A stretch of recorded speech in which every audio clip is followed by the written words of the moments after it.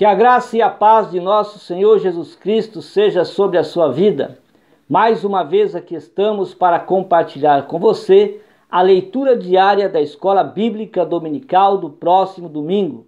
Estamos estudando nessa semana a lição de número 11, a segunda vinda de Cristo. Quero pedir para você subscreva no meu canal, deixe aí o seu like, também visite o nosso site www.moldado.com. No site você tem os vídeos e o esboço de todas as mensagens que temos ali postado. Seja bem-vindo e que Deus abençoe a sua vida e a sua família em nome de Jesus. A segunda vinda de Cristo acontecerá em duas fases distintas. Na primeira fase, Jesus Cristo virá para arrebatar a sua igreja. Na segunda fase, Jesus virá com a sua igreja para socorrer o povo de Israel. É difícil determinar quando a Bíblia está se referindo ou ao arrebatamento da igreja ou à segunda vinda de Cristo.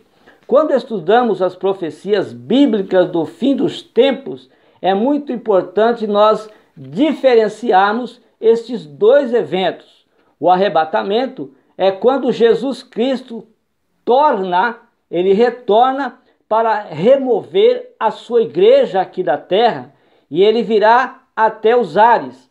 O arrebatamento é descrito na primeira carta de Paulo aos Tessalonicenses, capítulo 4, versículos 13 a 18.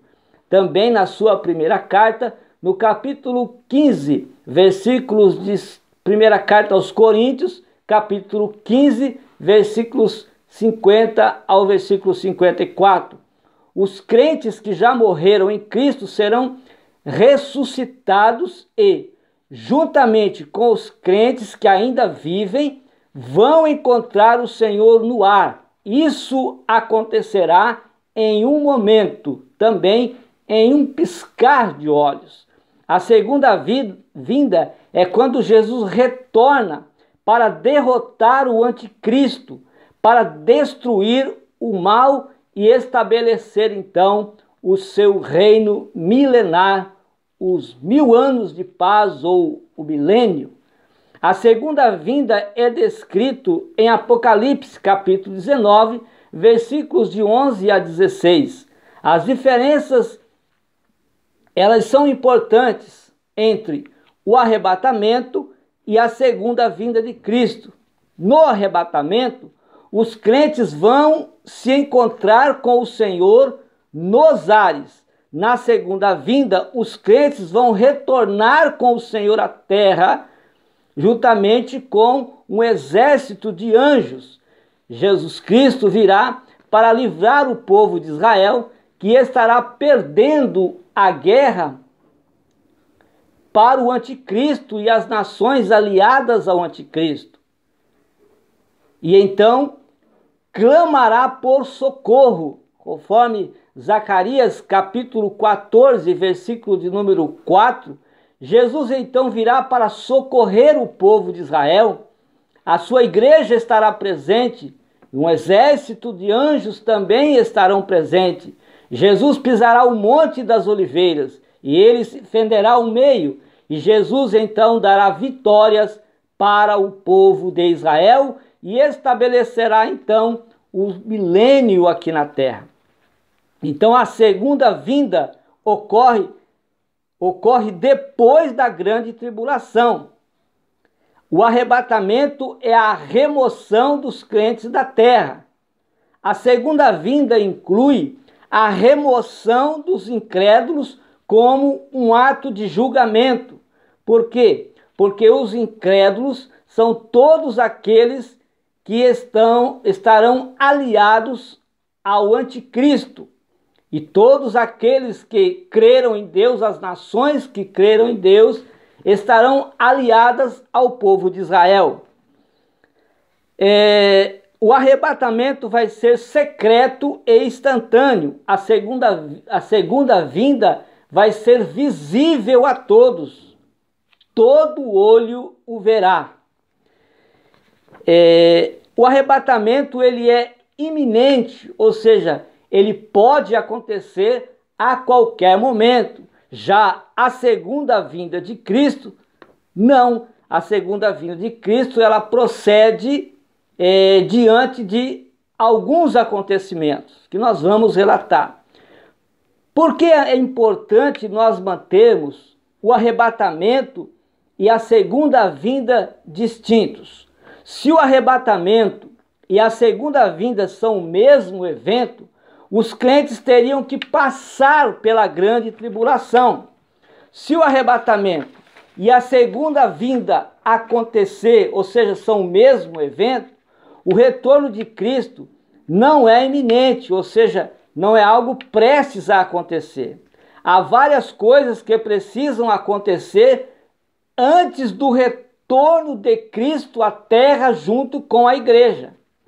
Ao descrever o período da grande tribulação, Apocalipse, que está registrado nos capítulos 6 até o capítulo 19 de Apocalipse, em nenhum lugar nós vemos mencionar a igreja de Jesus.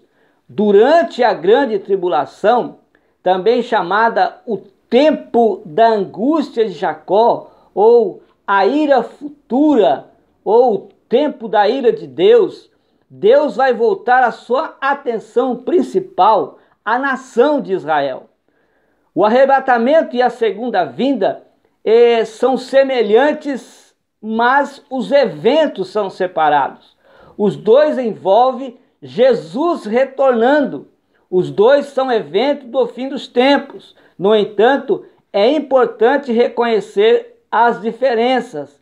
Em resumo, o arrebatamento é o retorno de Cristo às nuvens para remover os crentes da terra antes do tempo da ira de Deus, que será os 7 anos da grande tribulação.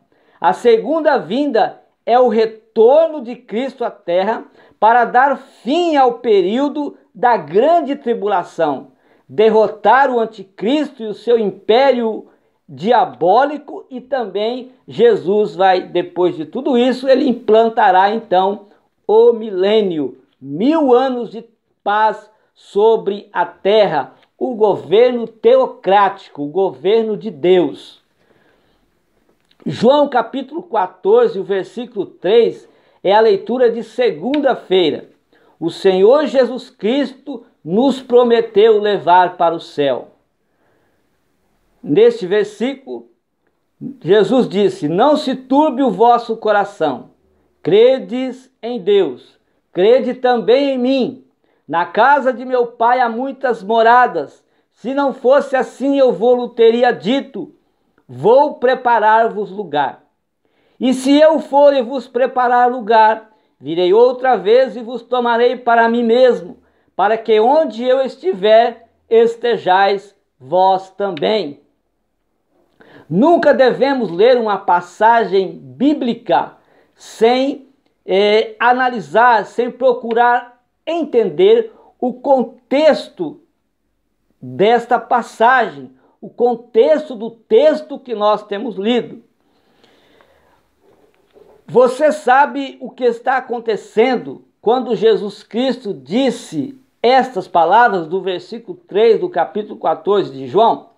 Se você ler o capítulo 13 do livro de João, verá que o ambiente era um ambiente de festa e, ao mesmo tempo, de angústias e aflições. As angústias e as aflições estavam em meio aos discípulos, a família de Jesus, os seguidores de Cristo, e enquanto para os outros era um tempo realmente de festa. Também era a noite de Páscoa e da última ceia. Jesus sabia que nas próximas horas ele seria crucificado.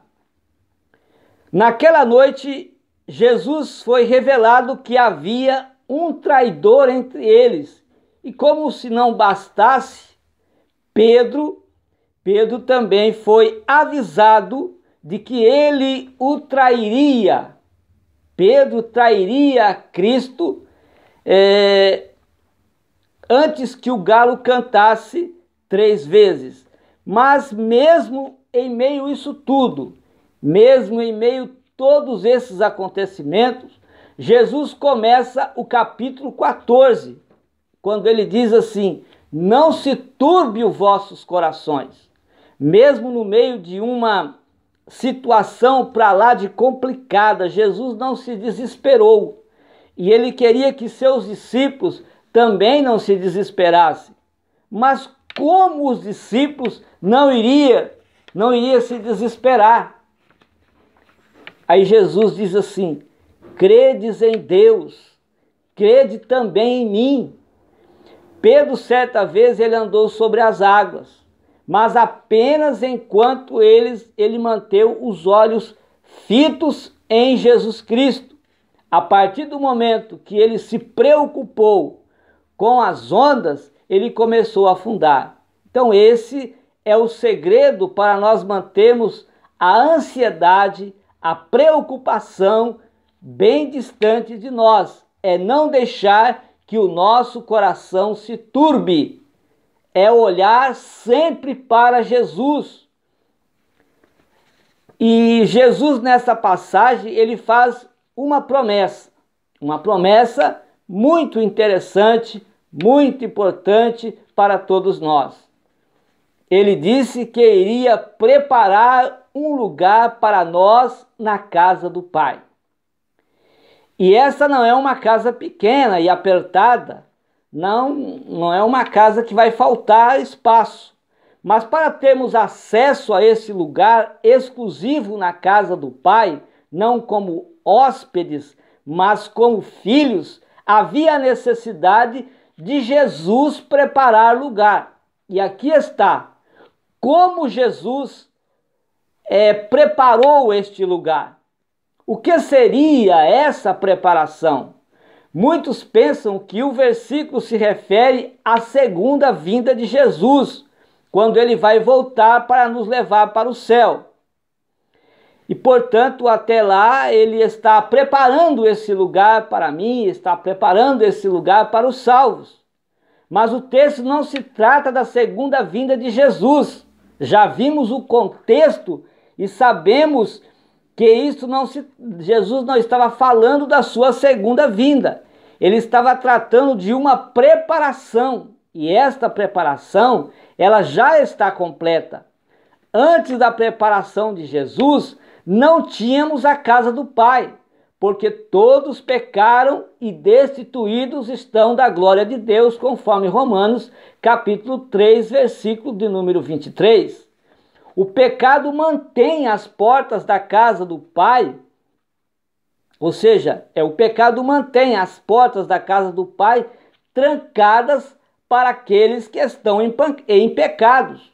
Esse é o problema que Jesus teria que resolver. Esta era a preparação. O que estava para acontecer naquela noite era a preparação que Jesus precisava fazer. A morte e a ressurreição de Jesus nos capacitaram a ter acesso à casa do Pai. Então essa foi a preparação que Jesus foi fazer, que Jesus teria que fazer. Logo à frente, no versículo 6, Jesus afirma: eu sou o caminho, a verdade e a vida. Ninguém vem ao Pai se não for por mim. Em outras palavras, ele estava dizendo: a situação aparente parece ser difícil, mas não se preocupem. O que eu vou fazer a partir de hoje até daqui a 3 dias vai capacitá-los a terem acesso ao Pai. Mas vocês precisam crer em mim. É necessário crer em Jesus, é necessário crer na morte e na ressurreição de Cristo, é necessário crer que Jesus Cristo já preparou um lugar para nós, porque ele morreu pelos nossos pecados. É necessário crer que Jesus Cristo perdoou os nossos pecados e nós, aqueles que creem em Jesus, eles estão capacitados já a entrar na casa do Pai.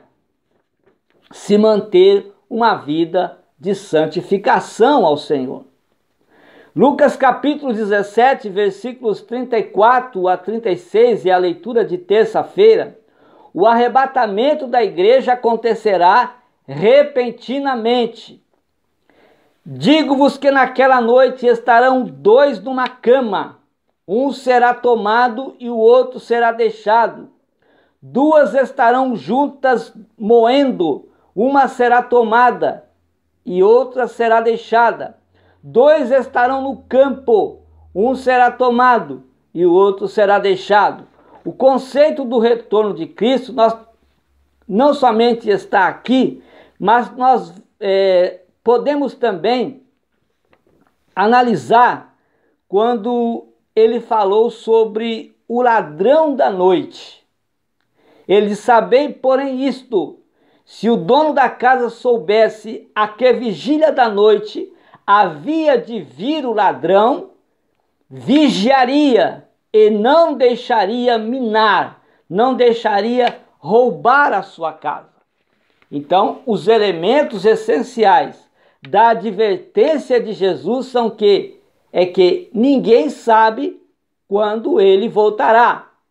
E temos que estar em um estado de preparação, sempre esperando pelo seu retorno iminente. Jesus advertiu que devemos estar sempre preparados, porque ninguém, senão o Pai, sabe a hora do seu retorno. Este evento tornou-se conhecido como o arrebatamento.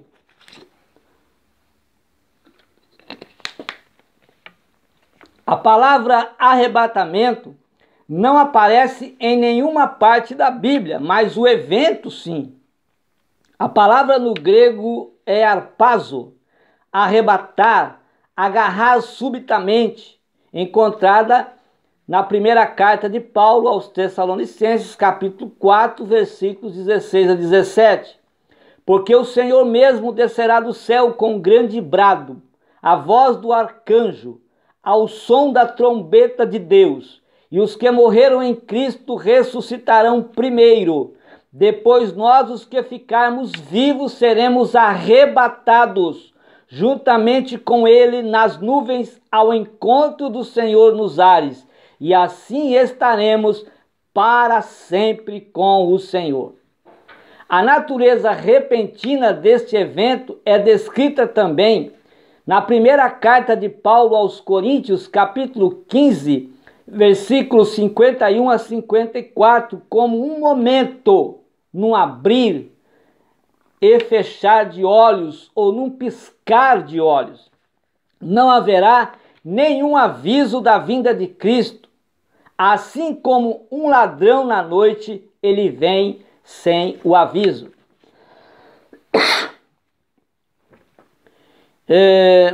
Portanto, Jesus disse em Mateus 24, versículo 44, para nós ficarmos apercebidos, ficai também vós apercebidos, porque numa hora em que não penseis, virá o Filho do Homem. Para o cristão, o arrebatamento será um evento bem recebido, mas para todos os outros será um momento de grande tribulação. Imagine sendo deixado para trás quando milhões de cristãos em todo o mundo, de repente, vão desaparecer sem nenhuma explicação. Temos sido suficientemente advertidos pela Bíblia e pelo testemunho do próprio Filho de Deus para estarmos sempre preparados, porque este acontecimento, o arrebatamento da igreja, acontecerá de forma iminente, sem que ninguém espere. Devemos estar vigilantes e sempre protegidos pela armadura de Deus, conforme Efésios, capítulo 6, versículos de 10 a 18. Quarta-feira, Judas, versículo 14, a vinda de Jesus em glória. E destes profetizou também Enoque, o sétimo depois de Adão, dizendo: eis que é vindo o Senhor com milhares dos seus santos. A vinda gloriosa do Senhor é um fato pronunciado pelas Escrituras Sagradas, pois há mais de 300 menções sobre isso, sobre esse acontecimento no Novo Testamento. Por exemplo, os capítulos 24 e 25 também de Mateus e o capítulo 13 de Marcos são inteiramente dedicados a este assunto.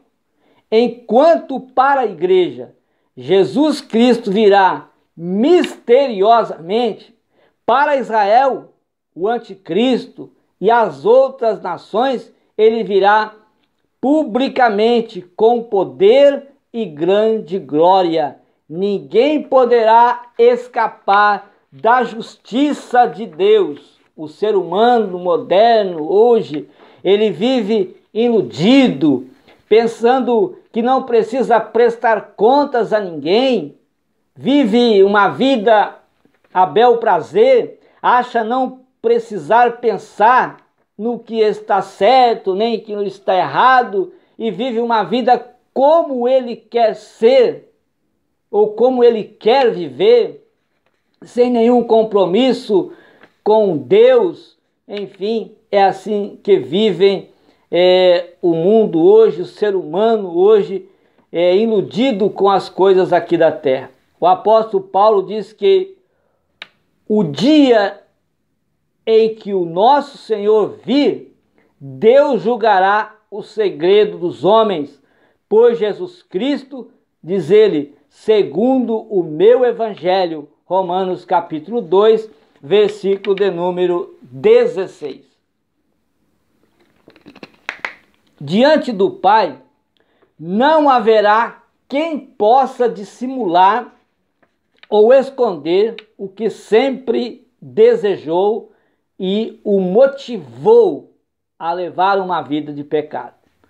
No dia em que o nosso rei julgar os povos, todos saberão quem ele é e também contemplarão a promessa da sua vinda em pleno cumprimento. Não haverá, pois, qualquer sentenças injustas. Por quê? Porque o nosso Deus é a própria justiça.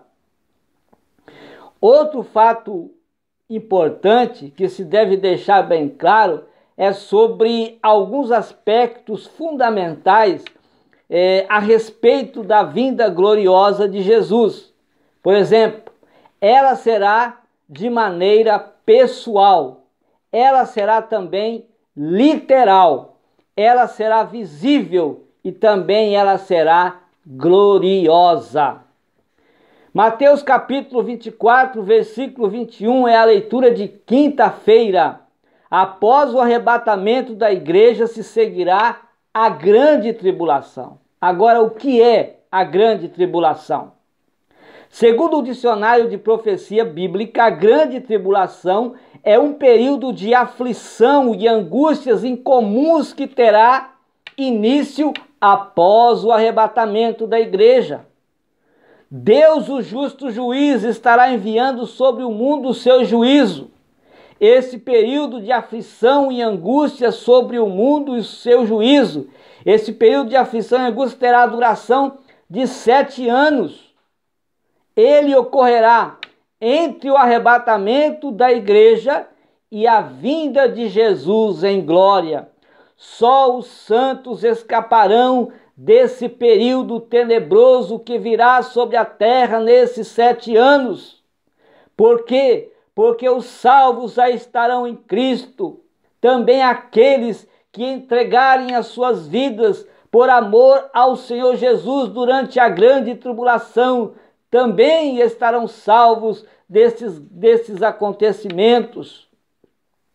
Os avisos dos juízos de Deus são prova do seu amor, visando livrar da destruição aqueles que aceitaram a Cristo em obediência à sua palavra. Será uma aflição como nunca houve na terra. A igreja passará pela grande tribulação.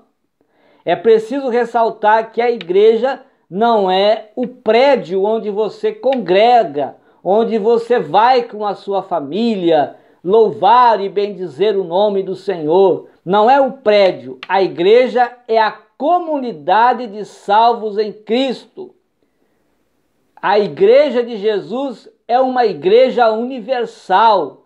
É uma igreja que está em todo o mundo e que nós não sabemos. Nós não sabemos quem são ou quem é a igreja de Cristo. Só Jesus sabe quem é a sua igreja. Então, esta igreja não passará pela grande tribulação. A palavra de Deus afirma que esta comunidade não passará pela grande tribulação. 1 Tessalonicenses capítulo 1, versículo 10, diz assim: e esperar dos céus a seu Filho, a quem ressuscitou dos mortos, a saber, Jesus, que nos livra da ira futura. A ira futura é o período de grande tribulação. João, no Apocalipse, também registrou o livramento da igreja de Filadélfia. E a igreja de Filadélfia é um exemplo da igreja que será arrebatada.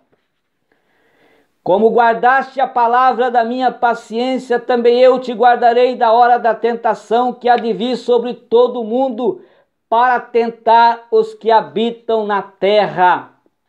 Esta promessa é para a igreja do Senhor. Segunda carta de Paulo aos Coríntios, capítulo 5, versículo 10, fala sobre o tribunal de Cristo. O que é o tribunal de Cristo? Romanos capítulo 14, versículo 10 dá a resposta. Pois todos havemos de comparecer ante o tribunal de Cristo, de maneira que cada um de vós dará conta de si mesmo a Deus. Segunda carta de Paulo aos Coríntios 5 e 10 diz: porque todos devemos comparecer ante o tribunal de Cristo, para que cada um receba segundo o que tiver feito, por meio do corpo, ou bem ou mal. No contexto destes textos, é claro que se refere aos cristãos, não aos não cristãos. O tribunal de Cristo, desta forma, envolve crente dando conta de suas vidas a Cristo. O tribunal de Cristo não determina a salvação. Essa já foi determinada pelo sacrifício de Cristo em nosso lugar. Todos os nossos pecados são perdoados e nunca seremos condenados por eles. Já estamos no céu. Não devemos olhar para o tribunal de Cristo como Deus julgando nossos pecados, mas sim como Deus nos galardoando, Deus nos presenteando. No tribunal de Cristo, os crentes serão recompensados, tomando-se por base o quão fielmente foram à grande comissão, ou seja, o quão fielmente foram no serviço de Deus, o qual Jesus delegou à igreja. Mateus capítulo 28, versículos 18 a 20, também Marcos 16 e 15, quando ele envia a igreja para fazer, para pregar, para prestar serviços. E quão vitoriosos fomos sobre o pecado também. Não só o serviço, mas quão vitoriosos nós fomos sobre o pecado. Vencemos o pecado com a nossa fé em Cristo Jesus. A Bíblia fala dos crentes recebendo coroas por diferentes coisas com base em quão fielmente serviram a Cristo. As várias coroas são descritas na segunda carta de Paulo a Timóteo, capítulo 2, versículo 5. Também 2 Timóteo, capítulo 2, versículos 4 a 8. Tiago 1 e 12. 1 de Pedro 5:4 e Apocalipse 2:10. A coroa da vida, a coroa da glória, a coroa da justiça, a coroa da alegria, a coroa da vitória, que nós podemos chamar também a coroa incorruptível. Tiago 1:12 é um resumo de como devemos pensar no tribunal de Cristo.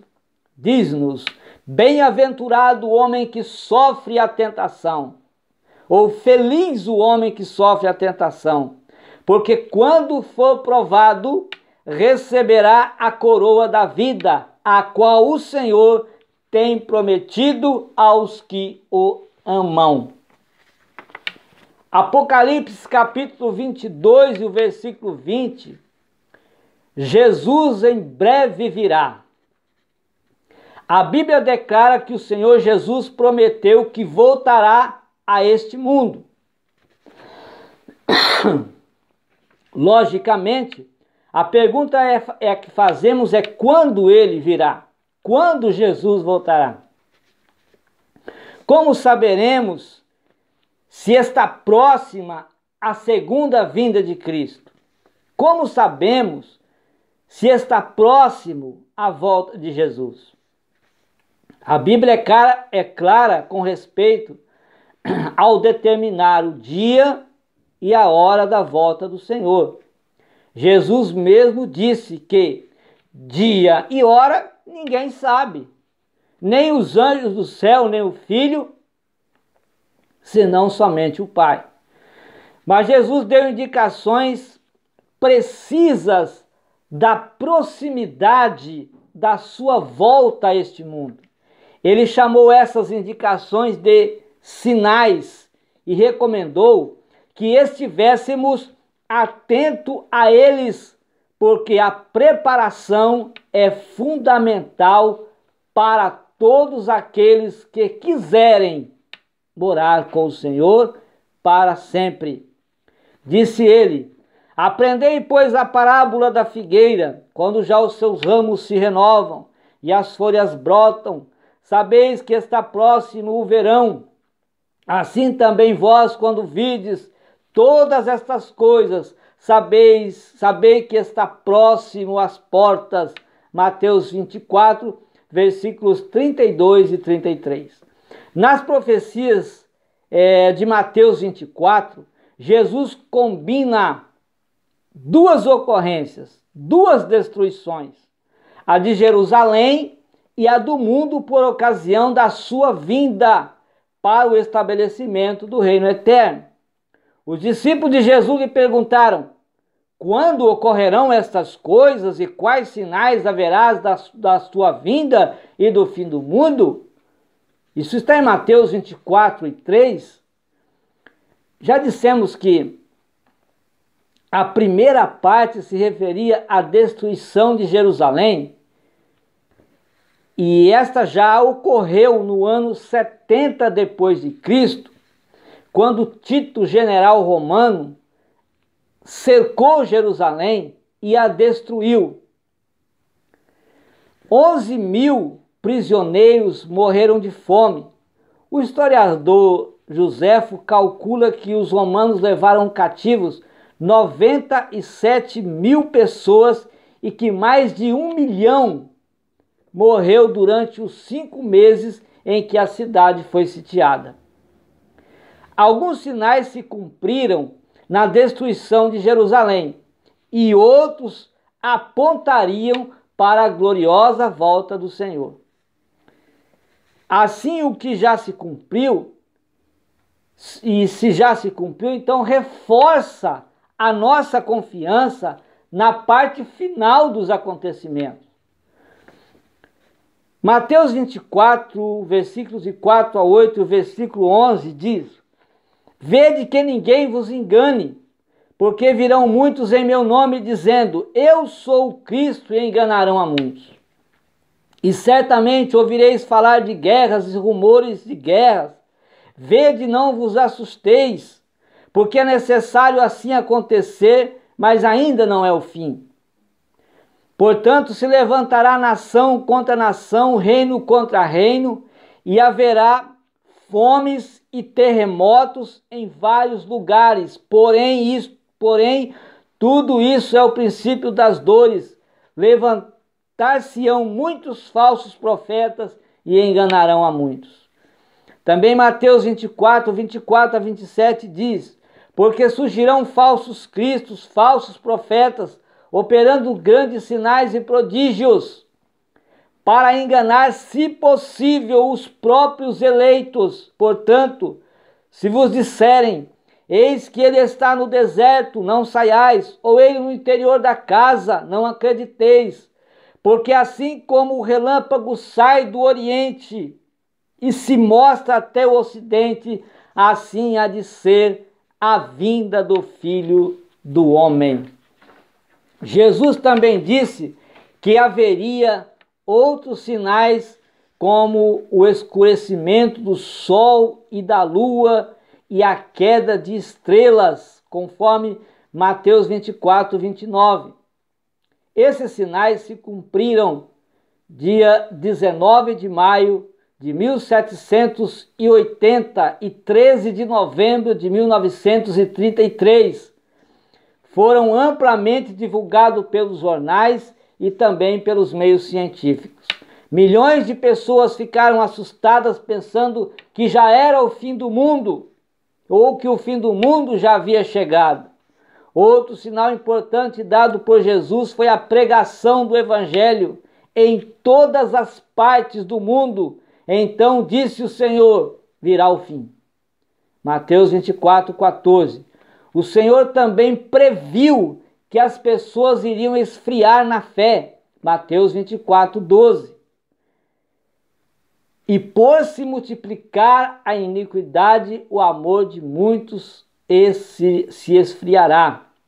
A Bíblia nos diz: não retarda o Senhor a sua promessa, como alguns julgam demorada.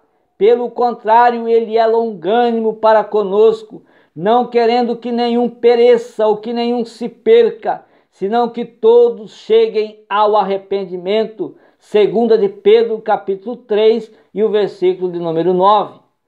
Ele virá no momento em que as pessoas menos esperam, inesperadamente, como o ladrão de noite. Fique firme, porque a promessa de Jesus não falha. Ele sempre cumpriu o que prometeu. Jesus virá e nós devemos estar preparados. Jesus Cristo é o mesmo ontem, hoje e eternamente. Os sinais da sua vinda dizem que em breve Jesus voltará e nós devemos estar preparados para este tão glorioso evento. Estamos preparados para subir com o Senhor a qualquer momento, ou passar desta vida para outra em Cristo? Como está a nossa vida, a minha vida, a sua vida diante de Deus? Como estamos diante do Senhor? Precisamos sempre fazer um exame. O apóstolo Paulo nos aconselha dizendo que o homem deve fazer um exame de si mesmo. Então vamos fazer um exame. Como está a nossa vida diante do Senhor? Estamos preparados para este tão glorioso evento? Louvado seja o nome de Jesus, que podemos estar sempre aguardando esta vinda, amando esta vinda, ansiando por esta vinda, pregando esta vinda, o arrebatamento da igreja, falando do Senhor Jesus para os nossos amigos, para os nossos familiares, para os nossos colegas de trabalho, anunciando e dizendo: olha, Jesus voltará e nós estamos esperando a sua vinda. Como está a sua vida diante de Deus? E assim, com certeza, nós traremos muitas almas aos pés do Senhor Jesus. Que Deus abençoe a sua vida e que você tenha uma gloriosa escola bíblica dominical neste domingo. Em nome de Jesus, Deus vos abençoe.